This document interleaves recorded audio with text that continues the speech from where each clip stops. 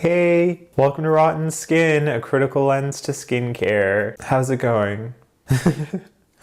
Yeah, I am okay. Let's review a new BB cream. Today I have the Maybelline Dream BB Fresh BB cream. I bought it on a whim. I actually don't remember buying it, and then it came here to my house. So I figured I should just try it since it's already here. I've tried a couple of BB creams before.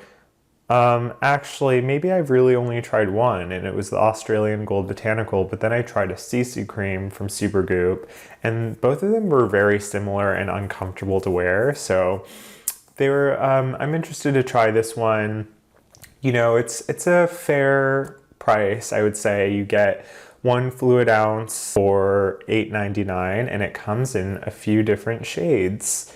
Before we continue though, I would really love for you to subscribe to my channel with the notifications turned on so that you don't miss any of my skincare videos. Thank you. So like I said, it comes in 5 different shades. I have the medium shade, or 120. It comes in light, light/medium, medium, medium deep, and deep. So that's you know, for a BB cream, it's a good amount of colors. It seems that it's kind of the standard for BB creams to have sunscreen in them, and I wouldn't even be doing this if it didn't.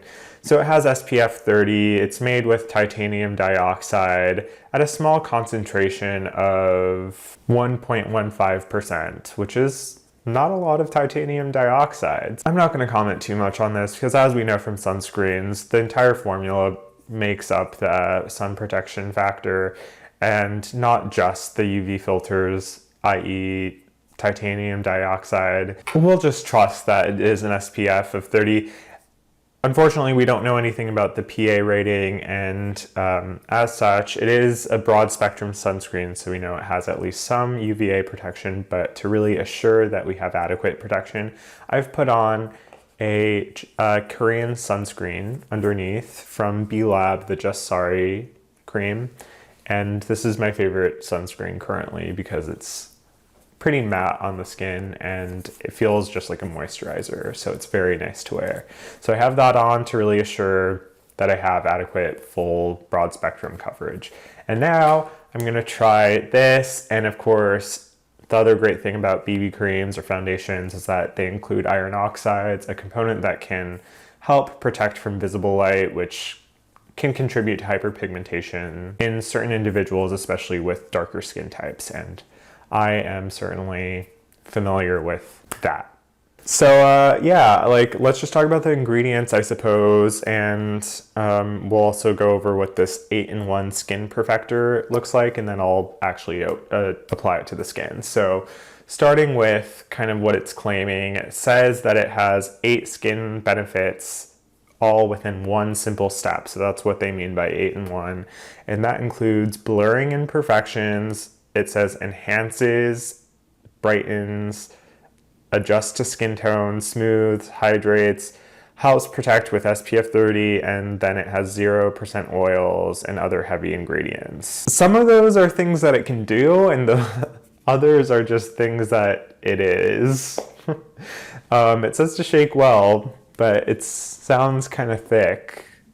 I don't know about all that. So it is an oil-free formula if that's important to you. I try to not wear too many oils during the day because it can just be a problem when if you're sweating, especially. Speaking of sweating, this isn't water resistant or anything, so maybe you wanna use caution if you're gonna be outside and sweating, which is how sunscreen can often break down outside. But in terms of this other claim, it is supposed to be a hydrating formula. They have a similar formula that's made for acne prone individuals, and really what that means is that it's a 2% salicylic acid solution. So I didn't go for that one because I have dry skin and I need something that is a little more hydrating, and so this has some glycerin in here. It has and pentylene glycol, propylene glycol, and aloe vera extract, all which can be humectants, meaning that they hold on to water well and can deliver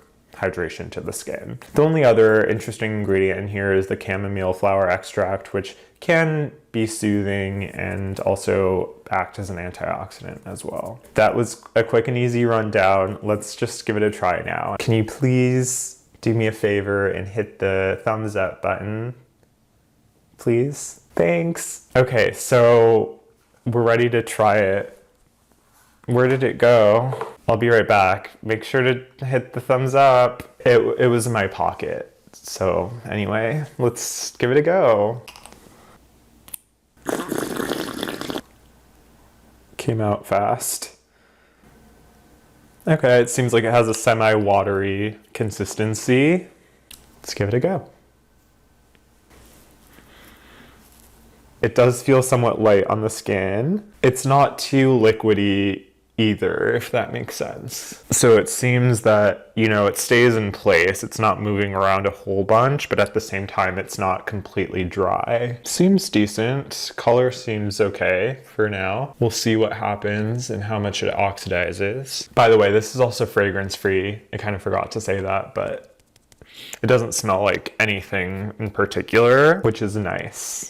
I really don't like smelling things on my face. So it's initially a little shiny. It has a slight shine to it, but that seems to fade rather quickly. Coverage appears to be somewhat sheer, which is kind of nice, you know, especially if you're going for a natural no makeup look. I'll do a little bit more just to see how it layers.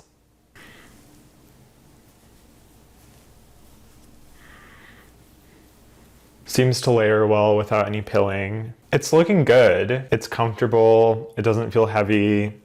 It's not sticky. I need to let it fully dry down, of course, and see if it oxidizes anymore. It did slightly, maybe. So in terms of the coverage, it's like a light to medium coverage. It is covering up, it's lightly covering up some of my sunspots, but not some of the darker freckles on my forehead, for example. But there is some coverage there, which is nice. And I think it looks pretty natural overall. I really don't like when things turn out orange, and this is not orange. It's actually looking more cool somehow, but also pink. Is that normal? Is that a thing?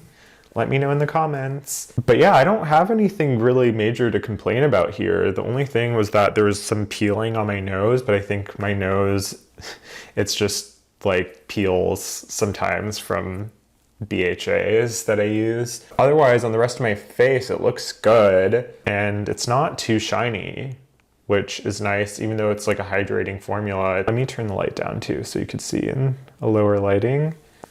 It's pretty nice. I think this would be a good option for someone who just, you know, doesn't have a lot of time and or maybe wants to touch up throughout the day and still have some SPF while also having iron oxide coverage and just the ability to maybe camouflage imperfections. It's really good. It's looking natural. It's not really settling in the lines on around my eyes, so that's good. So after further inspection, I'm noticing it does have a tendency to pill a little bit. If I want to make it pill up, I can. Basically, just I have to rub it a lot and then it pills a little bit. But it's not really bad, and it didn't happen while I was applying it or layering it. So yeah, I don't know if you can see that, but.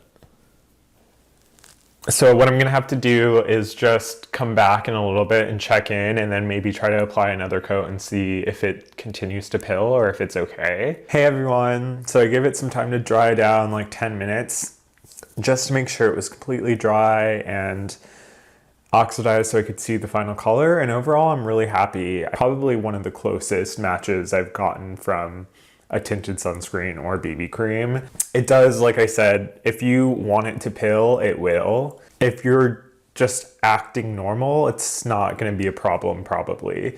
If you have like flaky patches, that could be an issue, as I did on my nose. But otherwise it wears really well. It's comfortable to wear. The color is good. It doesn't oxidize too much after application. I'm really happy with this. I would repurchase, but what I did want to do is just reapply it a little bit just to make sure there's no funny business, because that's always a disappointment, because we know we need to reapply in order to be responsible with sun protection. So let's just let's try reapplying it a little bit and see what happens. Okay, no pilling issue so far. Cool. So I didn't do this part of my face. This was just for demonstration purposes, but I had no issue with pilling. So it seems like once it dries and if you really are like scrubbing at your face, you can get little pills to work up their way up, but no one's gonna do that because people are normal. I'm actually really pleasantly surprised by this. I wasn't expecting much. It seemed like it was not gonna be impressive, but it does have a blurring effect on the pores. It does what it claims. It does feel hydrating. I don't know so much about enhancing and brightening because that's, but it looks nice on the skin. It's a pretty neutral undertone. I don't know what else I could ask for really, to be honest. Well, thank you for watching. Let me know in the comments if you have tried this before, if you plan on it, and make sure to subscribe so that you don't miss my next video. And I'll see you then.